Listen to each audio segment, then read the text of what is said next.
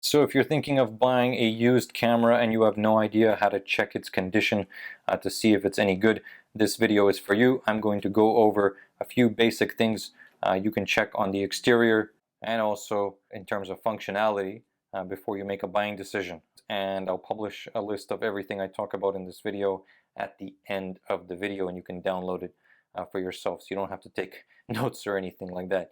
So before we even begin, the first thing I usually ask about a camera is its shutter count. Okay, it's very important. It's kind of like the mileage on a car. The shutter count is how many times the camera has taken a photo.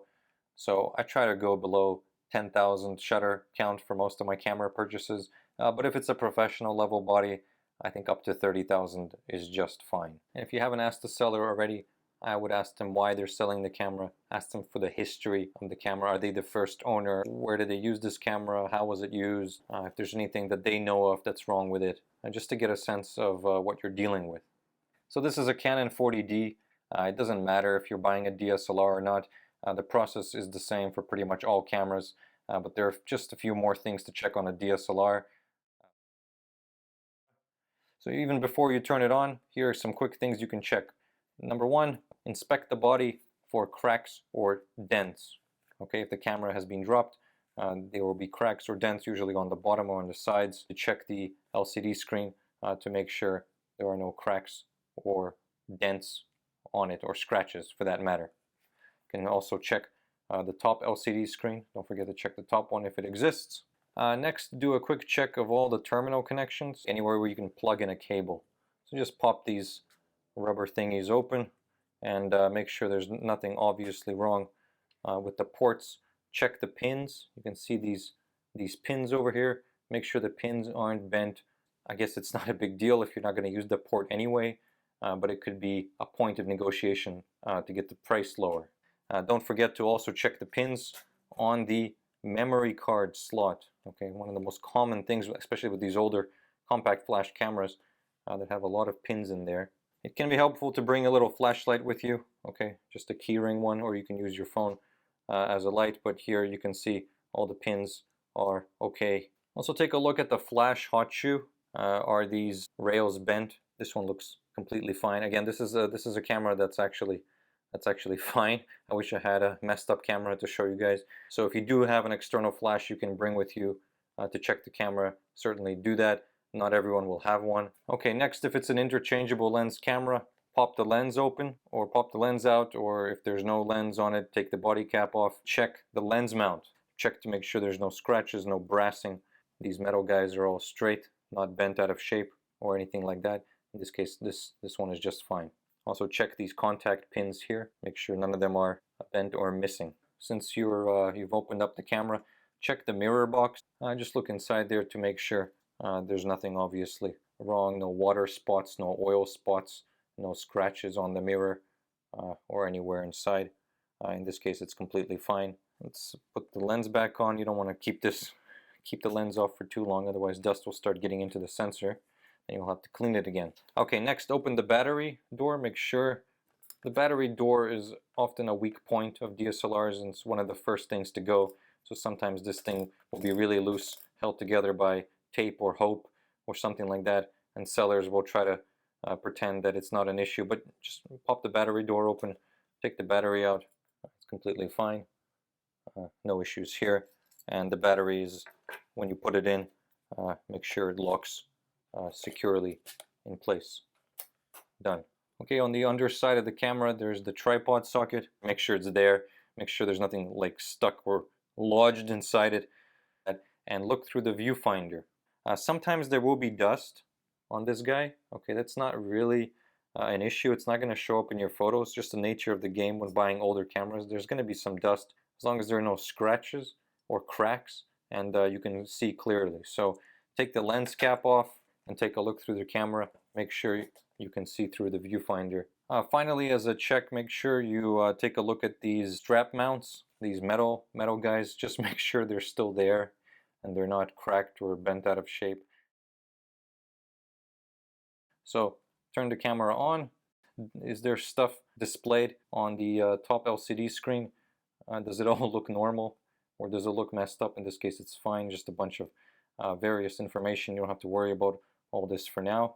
So with the camera turned on, you want to look through the viewfinder, make sure the picture is clear, make sure that you can actually see whatever it is you're looking at. Next, we're going to go to the menu. Go to the menu of the camera and just play around with some of the settings. But make sure all the buttons that are used to change the menu options are working as intended. Just try pressing a bunch of buttons, play with the camera controls. Okay, at least everything does something. Okay, next we actually want to take a picture. Take a picture of something.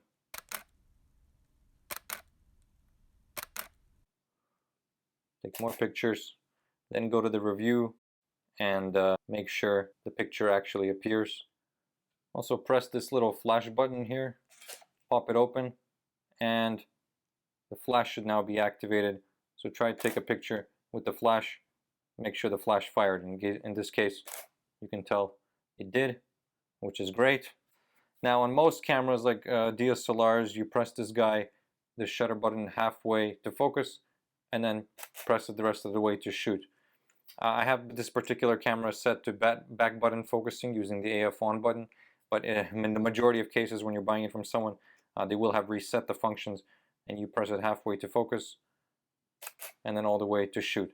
So make sure when you're looking through the viewfinder, try pressing it halfway on different things and make sure it's focusing correctly. Take some pictures, but mostly you're just checking to make sure the autofocus of the camera is working as intended. Okay, if there's no autofocus, don't panic. Sometimes it's just a matter of flipping the lens here. Maybe it's set to manual focus. This is a little diopter wheel. While looking through the viewfinder, rotate this wheel and make sure the focus points appear in and out of focus. And rotate the wheel until they're actually in focus. This is pretty important. Make sure the focus points, those little focus squares that you see through the viewfinder, are very sharp to you. Next, we're going to set the camera into continuous shooting mode and test its functionality there. Now there are a few ways to do that. I guess for most cameras, if you put it into sport mode, the little running man, it should be in continuous shooting mode. Let's just see. Yep, it is. In case that option is not available to you guys, you can always, on Canon, it's drive. When we're in manual mode, again, we press the drive button. We can change it from one shot to continuous high. Okay, you can fire off a bunch of them. Okay, go easy on the sensor, but sometimes older sensors will start to like slow down. They go boom, boom, boom, boom when you're taking pictures, just because they don't have much life in them yet. This one's completely fine. Great camera, by the way, Canon 40D, one of the best values I think on the used market. If the camera has a video function, test it out. If it has a live view function, test it out. Okay, I had to go into the menus and manually enable the live view. So live view is like having a preview of what you're taking pictures of. In other words, it's like using your smartphone but with your DSLR. So in this case, it's working fine. I can move the focus point around. Put the camera in manual mode and rotate both wheels. In this case, the Canon has this wheel here and a back wheel here. Sometimes there'll only be one wheel, but rotate the wheels to make sure that when you're in manual mode, the settings actually change. Okay, in this case, we're changing the shutter speed. Goes all the way to 1/8,000 of a second. Pretty impressive. And here we rotate the back wheel here, and we're changing the aperture. Goes all the way to f32. I'm going to switch it back into aperture priority mode, or AV. We're going to use the front wheel to set our desired aperture, let's say 5.6. And then when you point it at different things and focus on different things, you should see the shutter speed changing to reflect the different light conditions, so you can see the camera is actually metering properly. Take a sharp picture for you guys. Finally, after you've taken a few pictures, go to the review mode and flip through them. Maybe a good idea, guys, to bring your own memory card and lens, just in case the lens they have is defective, or maybe they don't have a lens available for testing. And it's always good to bring your own memory card just to make sure it will work with your new camera. Here's the next trick, guys. Go into manual mode, okay, and we're gonna set the shutter speed to something really fast to make sure we underexpose the shot. Take a picture. Here we've taken a completely underexposed photo. It's basically pure black, so we can see on the image review that there's nothing obviously wrong with the image. There's no hot pixel areas or anything like that showing up on the LCD. Finally, guys, we're going to completely overexpose. Let's change the shutter speed. Let's change it to something like 8 seconds and see that there's nothing obviously wrong with it. Again, looks like pure white, nothing wrong there. It's possible that over time dust has accumulated on the image sensor itself. So the way you can test for sensor dust is by changing the aperture. Close down the aperture. You don't have to go extreme, but f16 should do it. Okay, and then take a picture of the sky or a white wall, and that way you can see if there's any sensor dust appearing. I'm just going to go take a picture of the sky. In this case, there is no sensor dust appearing, but on the screen, I'll put up a screenshot of a photo I've taken with another compact camera where sensor dust has been a problem. Now, if you're buying a compact camera, guys, always make sure to do this little dust test. It's not as important for DSLRs because you can use wipes to clean the sensor dust off the sensor. It's very easy to do that. Maybe I'll make a video about how to do that later. But if you're buying a compact camera that is not a DSLR, where you cannot remove the lens, dust can be a real issue. And if you see any like little dots appear in the image preview, you can just zoom in, talk to the seller to ask if the sensor has been cleaned or if there's anything wrong with the sensor. Make sure that it's actually dust and not oil spots on the sensor itself.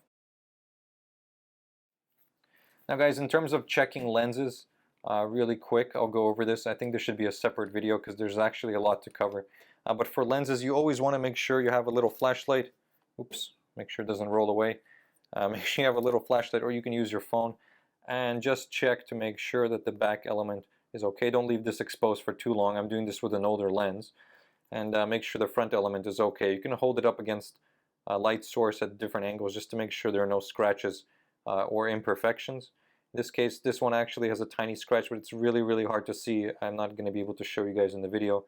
Certainly you can use it as a bargaining tool if there's scratches or imperfections on the lens. But the front element, if there's minor dust, it's not a big deal. It's not going to affect the image quality. Now if there's fungus or oil on the aperture blades, that's a whole different story. Another thing you want to make sure is the lens mount should be okay. In this case, this is a little plastic mount, so these guys are very prone to breaking. So check to make sure the mount is okay. Check to make sure all these lens connector pins are fine. When you buy lenses separately, always make sure there's a camera you can test them with. Okay, locks on smoothly. Check to make sure the zoom mechanism is smooth and working as intended. So again, guys, with the lenses, you want to test them at different focal lengths and also at different apertures. On these modern lenses, there is no aperture ring, so the aperture is controlled digitally and take photos at different apertures. Make sure the lens is focusing fine. The autofocus mechanism should be working. You should get a beep confirmation. Look through the viewfinder to make sure stuff is actually in focus.